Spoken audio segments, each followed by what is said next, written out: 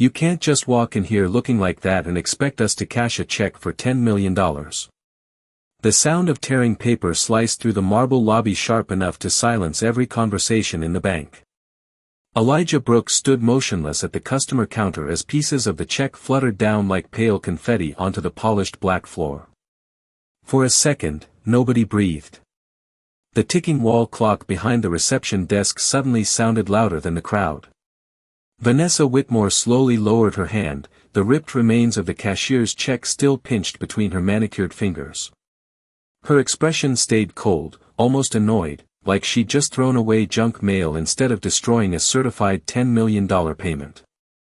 A man in a gray suit near the waiting chairs smirked under his breath. Someone else quietly chuckled. Elijah looked down at the torn paper near his worn leather boots. The overhead chandelier reflected softly against the smooth scalp of his shaved head while the sleeve of his faded navy work jacket rested neatly against the counter edge. He didn't yell.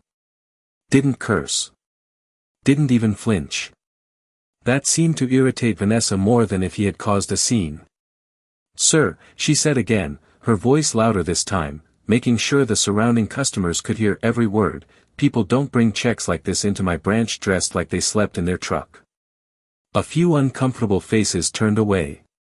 Others watched more carefully now. The older black woman sitting near the loan office tightened both hands around her purse without saying a word. Elijah finally lifted his eyes toward Vanessa. Calm eyes. Tired eyes. The kind that had seen humiliation before and learned not to wrestle with it publicly. "Ma'am," he said quietly, "I only came to make a deposit." His voice was smooth and controlled, almost gentle, but the calmness inside it carried weight. Vanessa crossed her arms. Her silver nameplate caught the bright afternoon light pouring through the 40-foot glass windows behind her.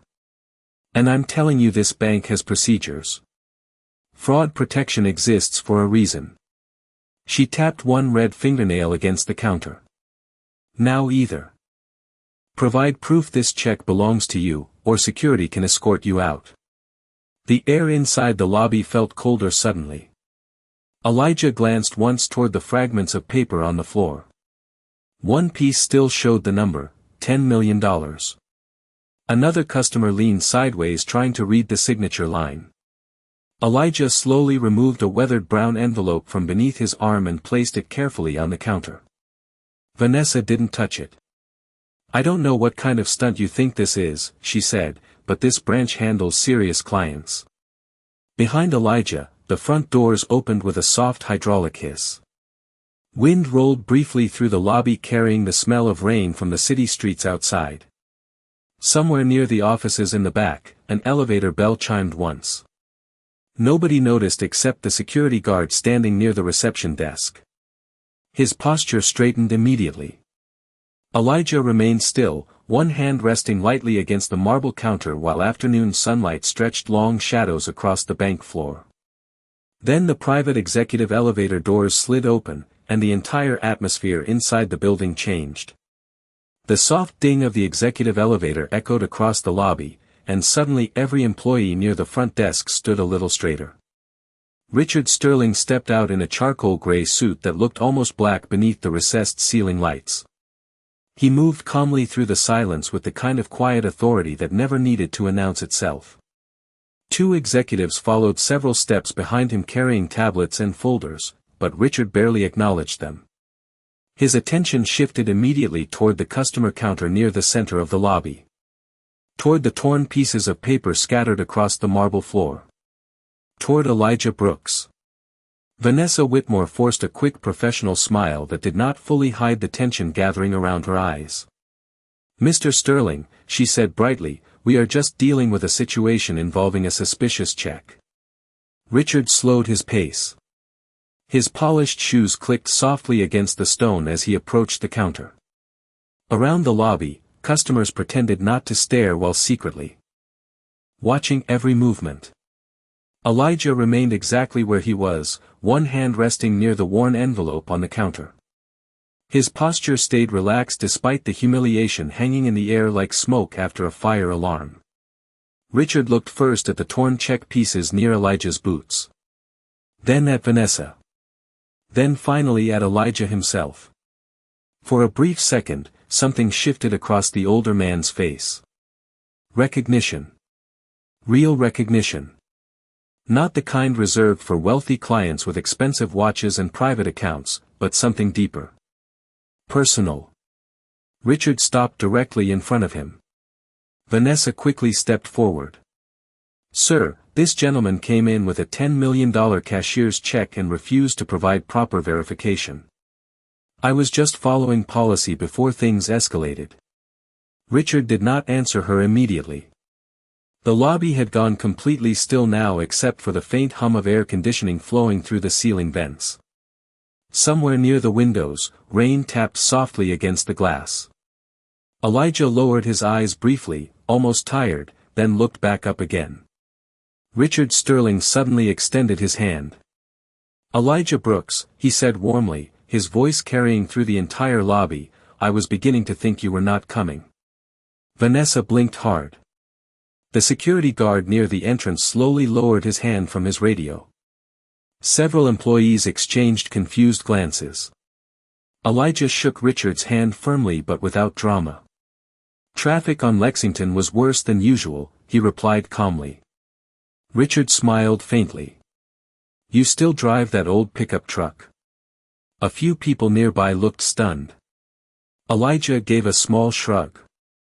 "Runs fine. Gets me where I need to go." Richard let out a quiet laugh beneath his breath before his eyes drifted toward the floor again. Toward the torn check. The warmth disappeared from his expression almost instantly. "What happened here?" he asked softly. Vanessa swallowed.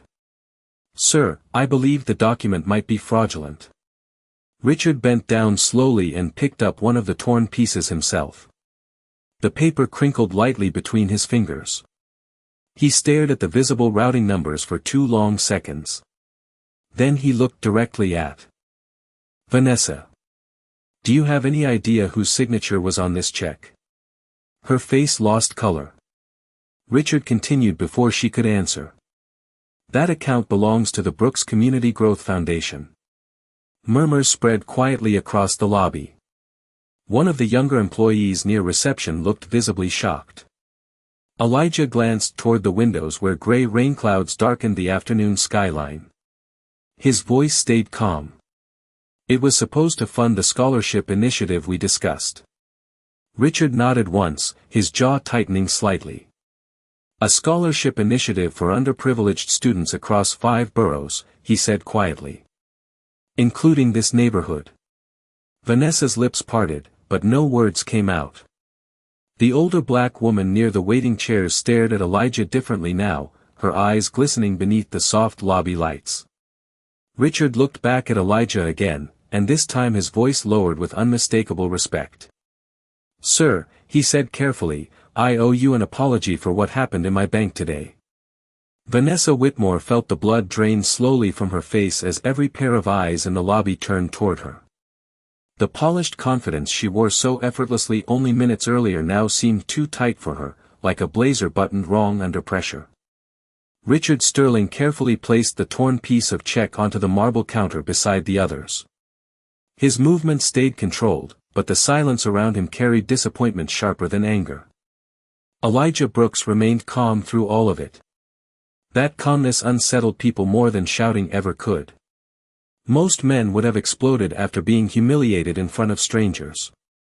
Elijah simply stood there with steady shoulders and patient eyes, like someone who had spent years learning how to survive rooms exactly like this one.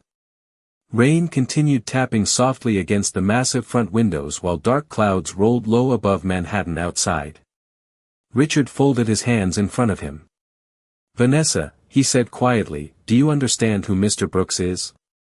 Her lips parted once before closing again. She glanced at Elijah, then quickly away. I was not informed he was expected today." Richard's expression hardened slightly. "That is because respect is not supposed to depend on advance notice." The words landed heavily across the lobby. Near the reception desks, one young employee lowered her eyes toward her keyboard, suddenly unable to watch anymore. Elijah slowly bent down and picked up another torn fragment from the floor himself. The paper rested lightly between his fingers. $10 million reduced to scraps because someone decided his skin color and old jacket did not belong near wealth. He studied the fragment quietly for a moment before placing it back on the counter with almost painful gentleness. "It is all right," Elijah said calmly. "The funds can be reissued." Richard looked at him carefully. "That is not the point." Elijah did not answer immediately. His eyes drifted toward the far side of the lobby where a young black boy sat beside his mother near the loan office. Maybe 8 years old. The child had witnessed everything. The boy looked back at Elijah with uncertain eyes, absorbing the scene in the silent way children often absorb the world before adults realize it. Elijah knew that look. He had worn it himself once. Suddenly the memory returned with painful clarity. A smaller bank branch in Brooklyn almost 30 years earlier. His mother standing at a teller window in her nursing uniform after a double shift.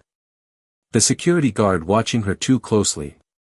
The woman behind the counter speaking slower than necessary, louder than necessary, like poverty somehow damaged intelligence.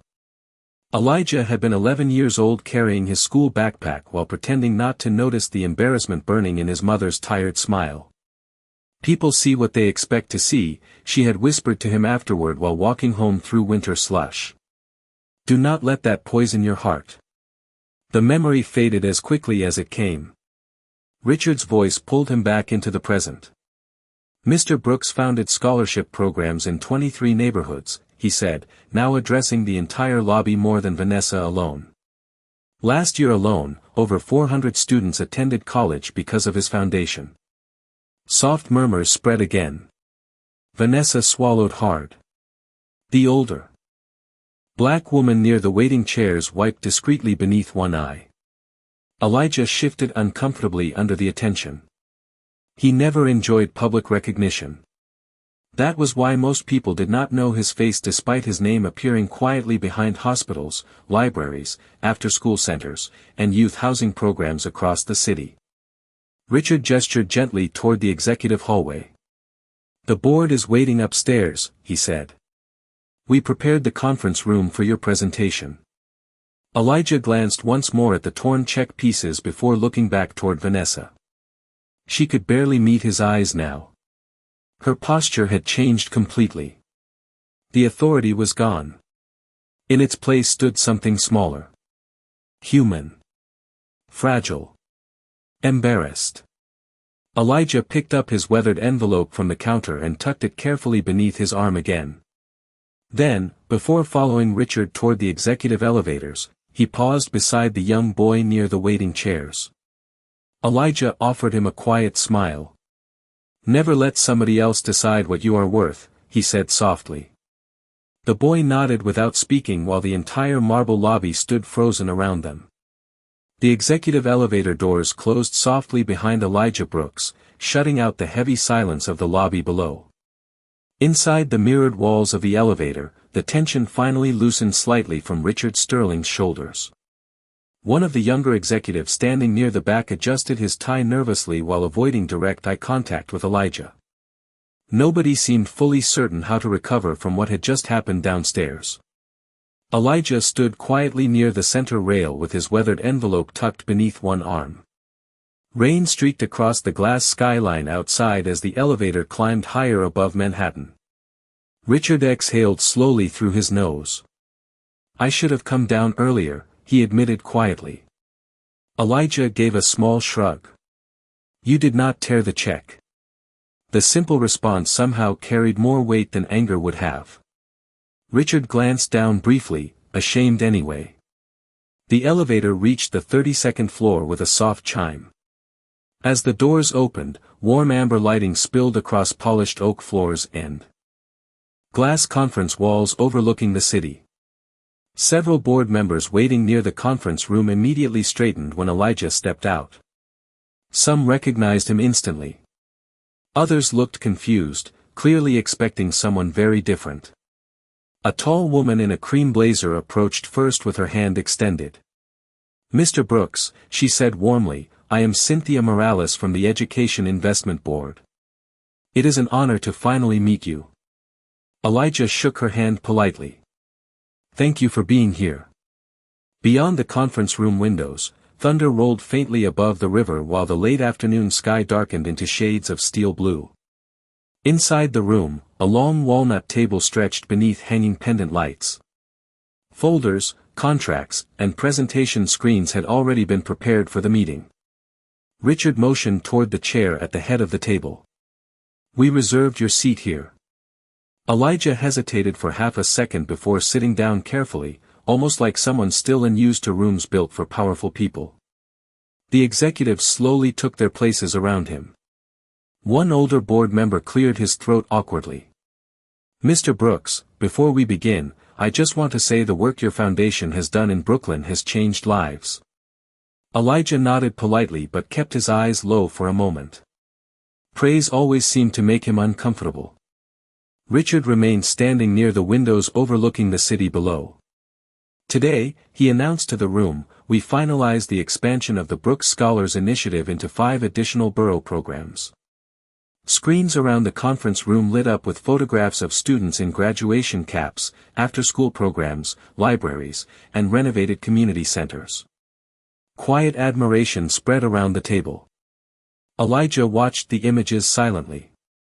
A teenage girl smiling beside a nursing school acceptance letter. 2 boys rebuilding bicycles in a vocational workshop. A small reading center inside a church basement in Queens. None of the photos carried his name. He preferred it that way. Cynthia opened one folder carefully.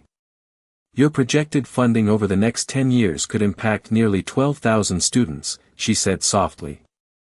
Most organizations would make sure every newspaper in the country knew about this.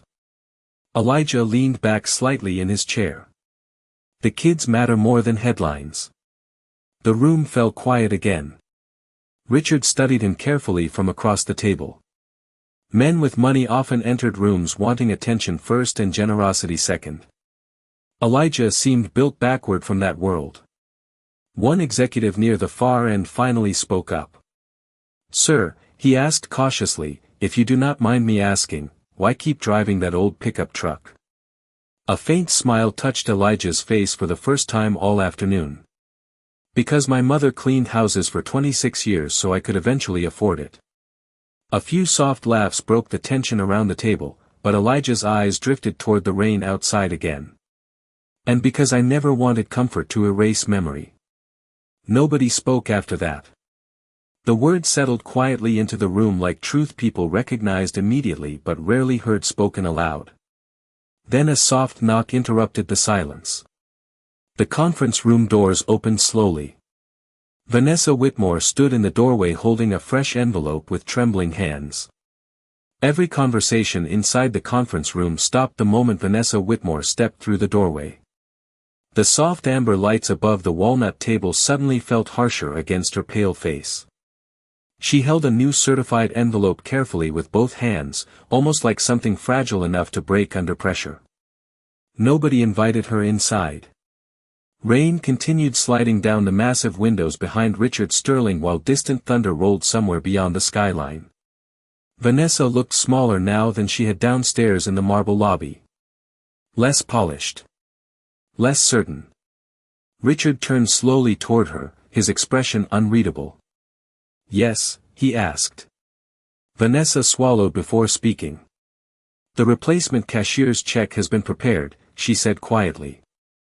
Her voice no longer carried that sharp corporate confidence from earlier.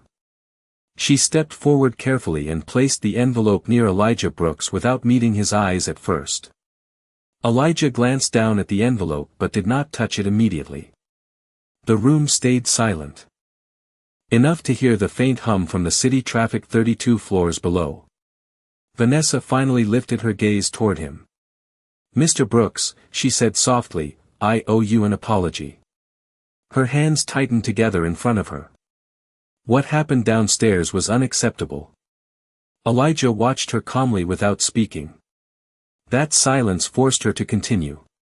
I made assumptions about you based on how you looked when you walked into the branch. Her voice trembled slightly now. And I was wrong. Richard remained near the windows with his arms folded, allowing the moment to unfold naturally. Several executives around the table shifted uncomfortably in their chairs. Nobody seemed interested in pretending this was only about banking procedures anymore. Elijah finally rested one hand lightly against the replacement envelope. "You were not the first person to do that," he said gently. Vanessa lowered her eyes again. The words did not sound bitter. Somehow that made them hurt more. Elijah leaned back slowly in his chair while the city lights outside flickered faintly beneath the darkening storm clouds. "When I was 13, he continued quietly, my mother took me shopping for my first suit." A few board members listened carefully now. "We walked into a department store downtown, and a salesman followed us through every aisle for 40 minutes because he assumed we were there to steal something." Vanessa's face tightened. Elijah's voice remained calm and steady, almost reflective. "My mother tried on a smile the entire time. But when we got back to our apartment later that night, I heard her crying in the kitchen after she thought I was asleep." The conference room fell completely still. Rain tapped gently against the windows while somewhere down the hallway a distant phone rang once before fading away again. Elijah looked directly at Vanessa now. "That was the day she told me something I never forgot." He paused briefly. "She said bitterness is expensive. It costs more than hate ever pays back." Vanessa blinked rapidly, fighting the moisture gathering in her eyes. Richard slowly uncrossed his arms. One of the younger executives near the end of the table quietly removed his glasses, visibly affected by the story. Elijah finally slid the replacement envelope closer toward himself but still did not open it. "You judged me before you knew me," he said softly. "But if I carry every insult forever, then people like my mother suffered for nothing." Vanessa looked stunned by the grace in his voice. She had likely prepared herself for anger, legal threats, humiliation, maybe even termination. Instead she stood face to face with a man refusing to become cruel even after being treated cruelly. Richard walked slowly back toward the table. "Mr. Brooks," he said carefully, "the board is prepared to take disciplinary action immediately if you request it." Vanessa stiffened slightly at the words. Elijah remained quiet for several seconds. Then he looked toward the rain outside again, where the storm clouds had begun slowly breaking apart above the river. Thin streaks of evening sunlight pushed softly through the gray sky. Finally he shook his head once. "No," he said calmly. "Do not fire her." Several people around the table looked surprised. Vanessa stared at him completely speechless. Elijah folded his hands together gently. "Just make sure nobody else walks into this bank and leaves feeling smaller than when they entered." The conference room remained silent long after Elijah Brooks finished speaking. Nobody rushed to fill the quiet. Outside the 32nd floor windows, the storm had begun drifting east across the river, leaving streaks of gold sunlight breaking softly through the clouds. The fading rain blurred the city lights into long glowing reflections against the glass. Vanessa Whitmore stood near the doorway with her hands clasped tightly together, as though she no longer trusted herself to move naturally. Richard Sterling slowly returned to his chair without taking his eyes off Elijah. Years in banking had taught him how money revealed character, but moments like this were rarer. Most powerful men demanded revenge when they were embarrassed. Elijah had been handed the perfect opportunity to destroy someone publicly and simply refused to use it. The warmth inside the room changed because of that. Softer now. Human. Elijah rested. Both hands lightly on the conference table while the scholarship presentation screen still glowed quietly around him. Photos of smiling students reflected faintly in his eyes. "When I started the foundation," he said after a long pause, "I thought money would be the hardest thing to raise." His voice remained low and steady, perfect for the stillness hanging across the room. "Turns out dignity is harder." Nobody interrupted him. Cynthia Morales leaned forward slightly, listening carefully. Elijah looked toward the skyline beyond the windows where sunlight touched the tops of distant buildings like brushed copper. You can build new schools, he continued softly. You can renovate libraries. You can fund programs and scholarships and meals. He folded his hands together gently. But if a child walks into the world already believing they are unwanted, that damage follows them everywhere. Vanessa lowered her eyes again. Richard glanced toward her briefly before returning his attention to Elijah. Somewhere down the hallway, a copier hummed faintly before stopping again. The city below carried on unaware while something quieter unfolded high above it. Elijah leaned back in his chair. My mother used to say people remember how you make them feel long after they forget your name. A faint smile touched his face at the memory. That woman worked double nursing shifts for most of her life, but she still found ways to make strangers feel seen. His voice softened even more. Even the ones who never saw her. The conference room lights reflected gently against the polished walnut table while evening slowly settled over Manhattan. Vanessa finally lifted her eyes toward him again. There was no defensiveness left in them now. Only shame and something else beneath it. Understanding maybe. Elijah noticed. He always noticed. That was part of what made him dangerous in rooms like this. Not anger. Awareness. Richard loosened his tie slightly and exhaled through his nose. You know, he admitted quietly, our institution has spent millions trying to improve community trust. He gave a faint humorless laugh. Meanwhile you repaired more trust in 10 minutes than some executives. Manage in 10 years. A few soft smiles appeared around the table. Elijah shook his head once. People do not need perfection from institutions, he said. They need humanity. The word settled deeply into the room. Nobody reached for phones. Nobody checked emails. Even the younger analysts sitting along the walls seemed frozen inside the moment. Vanessa slowly stepped farther into the room, her heels making almost no sound against the hardwood floor now. Mr. Brooks, she said quietly, I do not expect forgiveness overnight.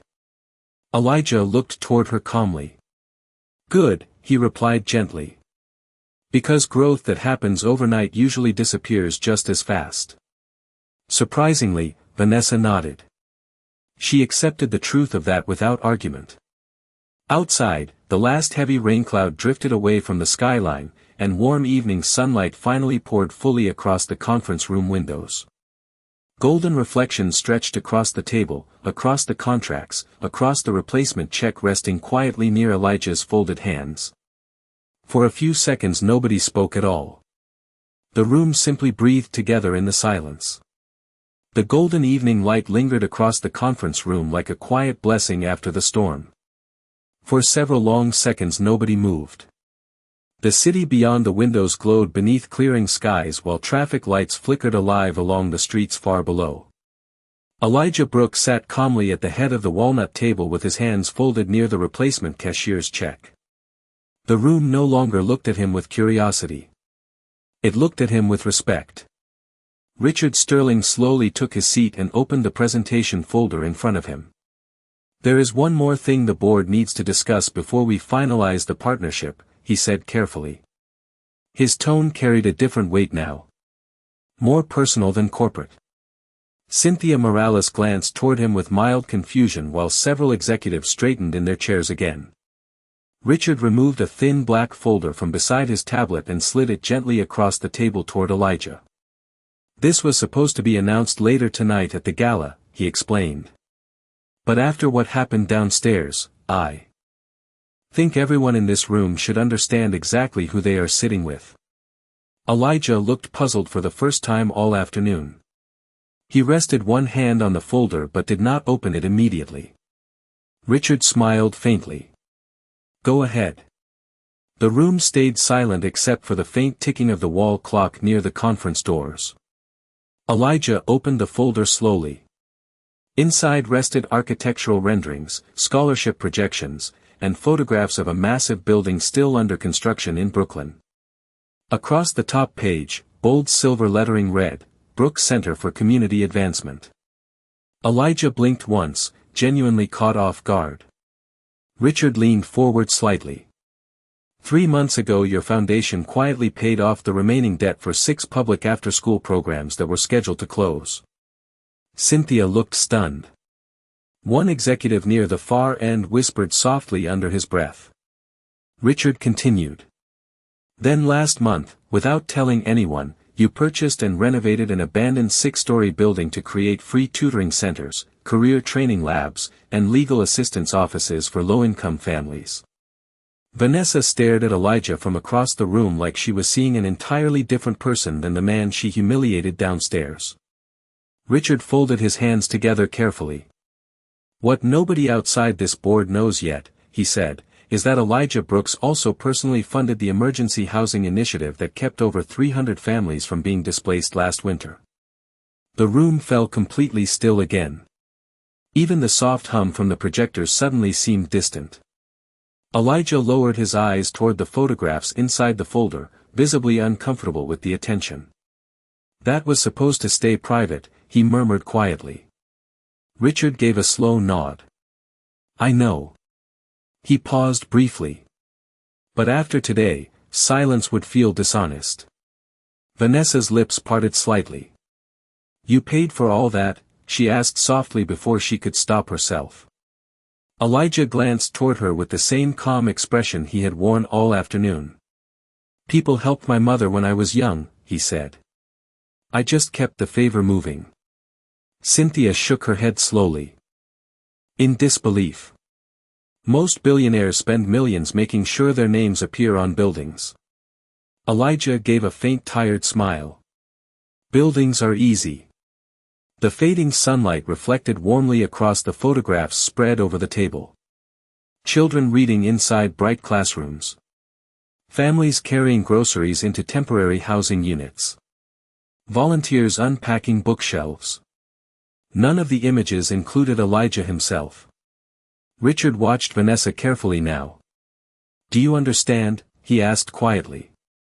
The man you dismissed downstairs has probably done more for this city than half the people whose portraits hang in our executive hallways. Vanessa lowered her eyes immediately. Her voice came out barely above a whisper. Yes, sir. Elijah slowly closed the folder again and rested his palm against the cover. Through the conference room windows, the last storm clouds drifted fully away from Manhattan, leaving the skyline glowing deep gold beneath the evening sky. Richard looked toward Elijah one more time. There is a reason every major institution in this city wanted to meet you personally, he said softly. Not because of your money. He paused. Because integrity like yours has become rare. The room sat quietly inside that truth while the city lights slowly awakened below them. The meeting ended quietly an hour later, but nobody in the conference room seemed eager to leave. Evening had fully settled over Manhattan now. The skyline outside glowed with thousands of scattered lights beneath a sky washed deep navy blue after the storm. Most of the executives gathered their folders slowly, still carrying the weight of everything they had witnessed that afternoon. Elijah Brooks remained seated near the head of the walnut table, reviewing several scholarship documents beneath the warm pendant lights overhead. The replacement cashier's check rested untouched beside him. Richard Sterling stood near the windows speaking softly with Cynthia Morales while the remaining board members filtered gradually toward the hallway. Vanessa Whitmore lingered near the conference room doorway long after everyone else had begun leaving. She looked uncertain whether she belonged inside the room anymore. Elijah finally noticed her standing there. You can come in, he said gently without looking up from the paperwork. Vanessa stepped forward carefully. Her heels clicked softly against the hardwood floor before stopping near the edge of the table. Richard glanced toward Elijah, then toward Vanessa, sensing something private unfolding between them. Without interrupting, he quietly excused himself and stepped out into the hallway with the others. The conference room doors closed softly behind them. For a moment only the distant sounds of the city remained. Traffic horns far below. A siren somewhere across Midtown. Rainwater still dripping faintly from rooftop ledges outside. Vanessa clasped her hands together tightly. I spent 10 years building my career in banking, she said quietly. And today was the first time I realized how small I had become doing it. Elijah slowly removed his glasses and rested them beside the documents. The tiredness in his face seemed more visible now beneath the softer evening light. "Power does that sometimes," he replied calmly. Vanessa stared down at the polished table surface. "No," she admitted. "Fear does." Elijah studied her carefully but said nothing. Vanessa swallowed hard before continuing. "I grew up watching my father lose everything after trusting the wrong people. After that, he taught me to judge quickly before someone could take advantage of me." Her voice cracked slightly. "Eventually I stopped seeing people. I only saw risks." Elijah leaned back quietly in his chair. The city lights reflected faintly across the conference room windows behind him. "And today?" he asked softly. Vanessa finally looked up at him. Her eyes glistened beneath the warm lighting. "Today I saw a man I would have been proud to work for." The honesty in her voice hung gently in the room. Elijah lowered his eyes briefly, almost uncomfortable with compliments directed toward him personally. Vanessa reached into her blazer pocket and removed a small folded piece of paper. "I almost threw this away earlier," she admitted. She carefully placed it on the table near him. Elijah unfolded it slowly. It was one of the torn fragments from the original cashier's check. The corner still showed part of the amount and his signature beneath it. Vanessa watched him quietly. "I picked it up off the lobby floor after you went upstairs," she said. "I kept staring at it because I realized something." Elijah glanced toward her. Vanessa took a slow breath. "The check was not the thing I destroyed today." Silence settled between them again. Elijah folded the fragment carefully and slid it back across the table toward her. "Then do not waste the lesson."